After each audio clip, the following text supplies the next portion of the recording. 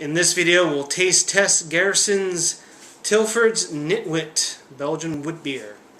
So this was from the 2010 Homebrew Challenge, and where regular Joes like me and you sent in a couple pints of your favorite homebrew recipe, and the boys at Garrison taste tested it, and the winner would get their own limited production run. So let's give this a try.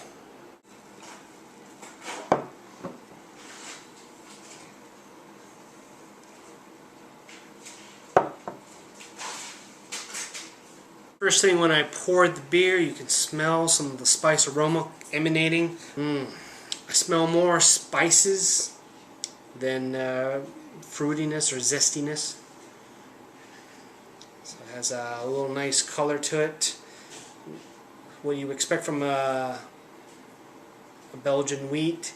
Not as foggy as I would expect, like a Hoegaarden or some of the other whites, but still, it's kind of halfway in between, opaque.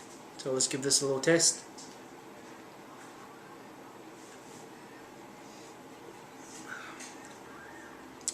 Oh yeah, definitely a nice Belgian white or Witbier beer. It says here bitterness is low, and I agree with that. Very crisp, a lot of carbonization to it. Some of the cereals used for this brew was a pale ale malt, all malted wheat and oak flakes.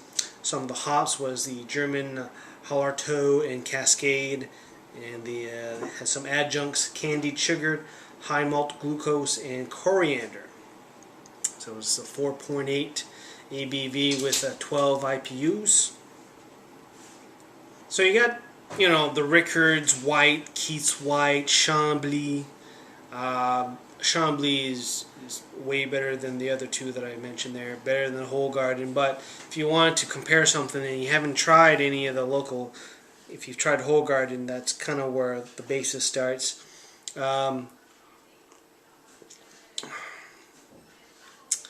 Definitely has a little bit more of the Hoegaarden than the Keith's and the Rickards, I find. It's not bad, it's good, nice crisp. It says here it's medium body with pleasant sweetness. Kind of agree with that.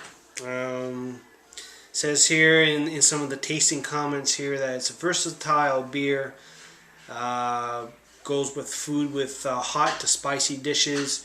Perfect pairing for brunch, salads, vinaigrettes, and all types of cheese. And yeah, this is pretty light. I can see myself having a few of these. If you're in the Halifax area, you should be able to get a couple of these for the next couple of months. Not too sure how big the production run is, but you should be able to get your hand on this, no problem. Price-wise, very affordable, so you can stock up on a few bottles. Again, pretty good. It's a pretty good beer overall. A little bit more complex flavor, much like anything a little bit more intense than some of the other mass-produced Belgian whites out there. But overall, pretty good from Garrison.